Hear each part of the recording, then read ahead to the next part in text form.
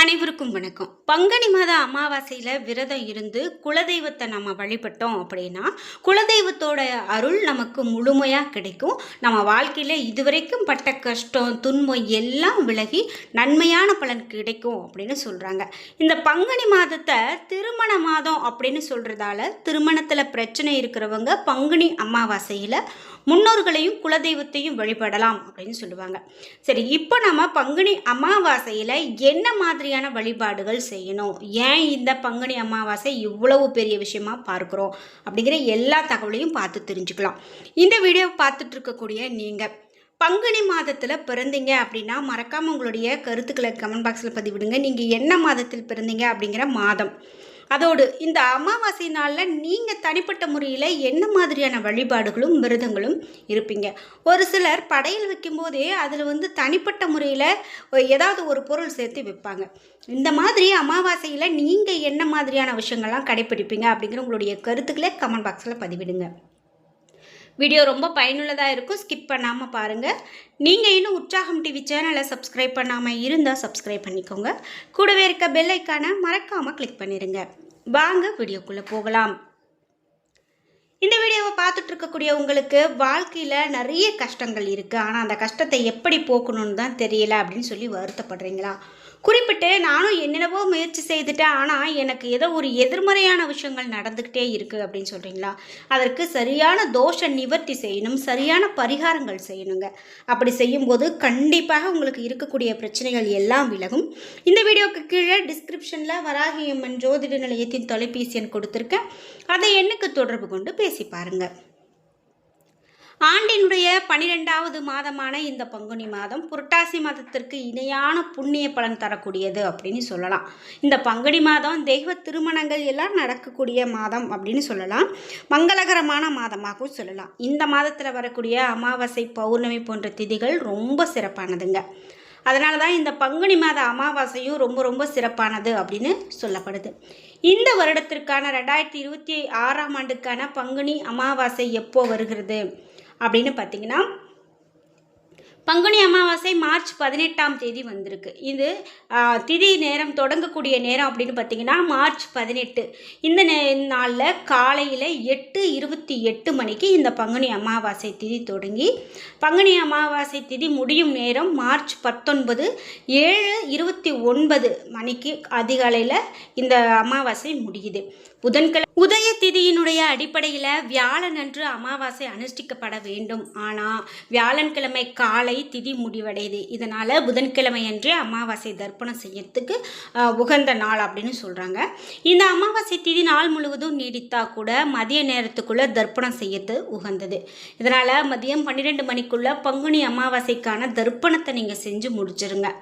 அமாவாசை அப்படின்னு பார்த்தீங்கன்னா இந்த தர்ப்பணம் நம்மளுடைய முன்னோருக்கான கடமையை செய்கிறதுக்கு ஒரு முக்கியமானது அப்படின்னு சொல்லலாம். மேலும் இந்த அமாவாசை சூரியன் மற்றும் சந்திரன் ஒரே ராசியில் சஞ்சாரிப்பாங்க. இந்த ஆண்டு மீன ராசியில் சனியோடு சுக்கிரன் சூரியன் மற்றும் சந்திரன் இணைந்திருக்கக்கூடிய காலத்தில் அமாவாசை ஏற்படுது. அந்த வகையில் அமாவாசை என்று சதுர்கிரக யோகம் அப்படின்னு சொல்லப்படக்கூடிய ஒரு அபூர்வமான யோகம் உண்டாக போகிறது அப்படின்னு சொல்கிறாங்க. குறிப்பிட்டு ஜோதிட நம்பிக்கைகளின்படி பார்க்கும்போது இது ரொம்ப முக்கியமானதாக கருதப்படுது அப்படின்னு சொல்லலாம். சரி, பங்குனி மாத அமாவாசையில் இன்னும் என்னெல்லாம் சிறப்பு இருக்குது அப்படின்னு பார்த்தீங்கன்னா, இந்த நாளில் நாம் சூரிய உதயத்திற்கு முன்பாகவே எழுந்து நீர்நிலைகளில் நீராடி முன்னோர்களுக்கு தர்ப்பணம் கொடுக்கலாம். பிறகு வீட்டுக்கு வழக்கம் போல் முன்னோர்களுக்கு படையலிட்டு காகத்துக்கு உணவளிக்கலாம். ஏதாவது ஒரு காரணத்தால் முன்னோர்களுக்கு தர்ப்பணம் கொடுக்க முடியல அப்படின்னா, அமாவாசை விரதம் கடைபிடிக்க முடியல அப்படின்னு சொல்கிறவங்க கருப்பு மற்றும் வெள்ளை எள் கலந்த உணவினை காகத்துக்கு படைக்கலாம். இது முன்னோர்களுக்கு தர்ப்பணம் அளித்ததற்கு இணையான ஒரு பலனை கொடுக்கும் அப்படின்னு சொல்லலாம். குறிப்பிட்டு இந்த வெளிநாடுகளில் இருக்கிறோம், எங்களால் இந்த மாதிரியெல்லாம் செய்ய முடியல அப்படின்னு சொல்கிறவங்க காகத்துக்கு எள் கலந்த சாதம் வைக்கவும் வாய்ப்பில்லை அப்படின்னு சொல்கிறவங்க அவர்களால் முடிந்த அளவுக்கு பசியோடு இருக்கக்கூடிய யாராவது ஒரு 3 பேருக்காவது பசி தீர உணவு கொடுக்கலாம். அந்த இது இந்த அன்னதானம் அப்படின்னு சொல்லலாம். இது குலத்தையே காக்கக்கூடிய ஒரு பலனை கொடுக்குங்க. வீட்டில் சுபகாரியமே நடக்க மாட்டேங்குது அப்படின்னு சொல்கிறவங்க நல்ல காரியங்கள் செய்யறதுக்கு ஏதாவது ஒரு தடை அவங்களுக்கு வந்துக்கிட்டே இருக்கும். அதாவது நல்ல காரியம் கைகூடி வர மாதிரியே இருக்கும், ஆனாலும் அது தட்டி போகும். அது கைகூடாத ஒரு பிரச்சனையை கொடுத்துக்கிட்டே இருக்கும். நம்ம வீட்டில் செல்வம் தங்கவே மாட்டேங்குது அப்படின்னு சொல்கிறவங்க வீண் விரயம், கண் கண்ணுக்கு நம்ம கைக்கு தெரிஞ்சே நிறைய செலவு பண்ணுறது, செலவாகிக்கிட்டே இருக்கிறது, இந்த மாதிரி இருக்கிறவங்க பங்குனி மாத அமாவாசை தினத்தில் விரதம் இருந்து முன்னோர்களையும் குலதெய்வத்தையும் வழிபடலாம். வாய்ப்பு இருந்தால் குலதெய்வ கோவிலுக்கு சென்று வழிபட்டு வரலாம். இந்த பங்குனி மாத அமாவாசையில் விரதம் இருந்து வழிபட்டால் முன்னோர்களினுடைய சாபம், குலதெய்வ சாபம் ஆகியவை நீங்கும். வீட்டில் வற்றாத செல்வம் வளம் நிறைந்திருக்கும் அப்படின்னு சொல்லலாம். வீட்டிலேயே வழிபாட்டு முறை கூட செய்யலாம். இந்த நாளில் விரதம் இருந்து வழிபட்டால் சுபகாரியங்கள் ஏற்படக்கூடிய அந்த சுபகாரியத்தில் ஏற்படக்கூடிய தடை எல்லாம் நீங்கும். தாமதங்கள் இல்லாமல் முன்னோர் மற்றும் குலதெய்வ அருளால் எல்லாமே உங்களுக்கு சிறப்பாக நடக்கும் அப்படின்னு சொல்லலாம். குலதெய்வ கோவிலுக்கு செல்ல வாய்ப்பு இல்லாதவங்க வீட்டில் வழக்கமான அமாவாசை வழிபாட்டை முடித்த பிறகு பூஜை அறையில் அமர்ந்து நம்மளுடைய குறைகள் பிரச்சனைகள் எதுவாக இருந்தாலும் அது நீங்கணும் அப்படின்னு முன்னோர் மற்றும் குலதெய்வத்துக்கிட்ட மனதார பிரார்த்தனை செய்து கொள்ளலாம். குழந்தை பாக்கியம் இல்லாமல் மன வேதனையில் இருக்கிறவங்க பங்குனி மாத அமாவாசை நாளில் அம்மன் கோவிலுக்கு போய் கூட வழிபாடு செய்து அர்ச்சனை செய்து உங்களுடைய குறைகளை சொல்லி அம்மன் கிட்ட முறையிட்டால் நிச்சயமாக குழந்தை பேறு கிடைக்கும் அப்படின்னு சொல்லலாம். முக்கியமாக குழந்தை பேர் இல்லை அப்படின்னு சொல்கிறவங்க தான் நம்ம முன்னோருக்கான வழிபாட்டை செய்யணுங்க. ஏன்னா நம்ம குலம் தலைக்க வேண்டும் அப்படின்னு சொன்னால் நம்ம முன்னோர்களுடைய ஆசி ரொம்ப ரொம்ப முக்கியமானது. அதனால் நீங்களும் இதெல்லாம் கடைபிடிச்சிட்டு வாங்க. நிச்சயமாக எந்த மாதிரியான பிரச்சனைகள் இருந்தாலும் அது தீர்ந்து போகும் அப்படின்னு சொல்லலாம். முக்கியமாக புரட்டாசி மாதம் எப்படி தெய்வீகமான மாதம் அப்படின்னு சொல்கிறோமோ அதற்கு முழு இணையான ஒரு மாதம் தான் இந்த பங்குனி மாதம்.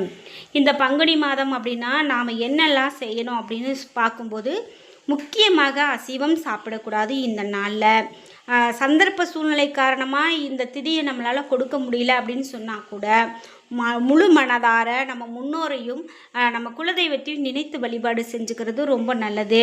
யாசகர்களுக்கு நம்ம அன்னதானம் கொடுக்கலாம்.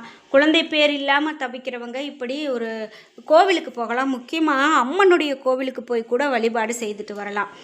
அம்மனுடைய அனுகிரகம் இருந்துச்சுன்னா கூட நிச்சயமாக புத்திர பாக்கியம் உங்களுக்கு கிடைக்கும். தொழில் மற்றும் வியாபாரங்களில் ஈடுபடுறவங்க தமிழ் வருடத்தினுடைய கடைசி மாதமான இந்த அமாவாசை தினத்தில் நாம் திருஷ்டி பூசணிக்காய் வாங்கி தொழில் வியாபார இடங்களில் திருஷ்டி கழித்து அதற்கு உரிய நேரத்தில் உடைக்கலாம். இப்படி செய்வதால் உங்களுக்கு வரக்கூடிய எல்லா பிரச்சனையுமே இந்த ஆண்டு முழுவதும் தோஷங்கள் எல்லாம் நீங்கி அடுத்து பிறக்கக்கூடிய தமிழ் புத்தாண்டு காலத்தில் வளமை பெருகும் அப்படின்னு சொல்கிறாங்க.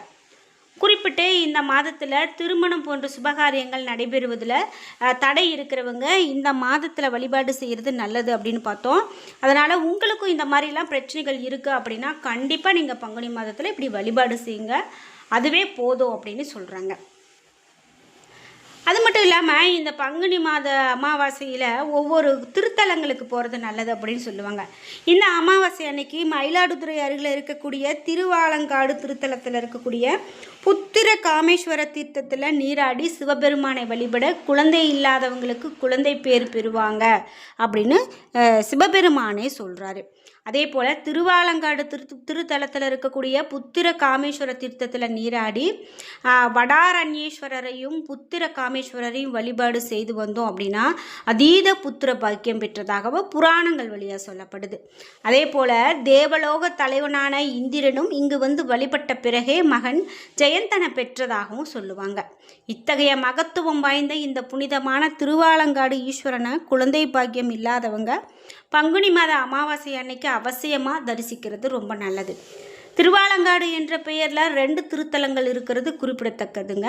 அதாவது மயிலாடுதுறையில் அருகில் இருக்கக்கூடிய திருவாலங்காடு திருத்தலத்திலும் திருவள்ளூர் அருகில் காரைக்கால் அம்மையார் முக்தி பெற்ற திருவாலங்காடு திருத்தலத்திலும் இருக்கக்கூடிய இறைவனின் பெயர் வடாரண்யேஸ்வரர் அப்படின்னு தான் சொல்கிறாங்க.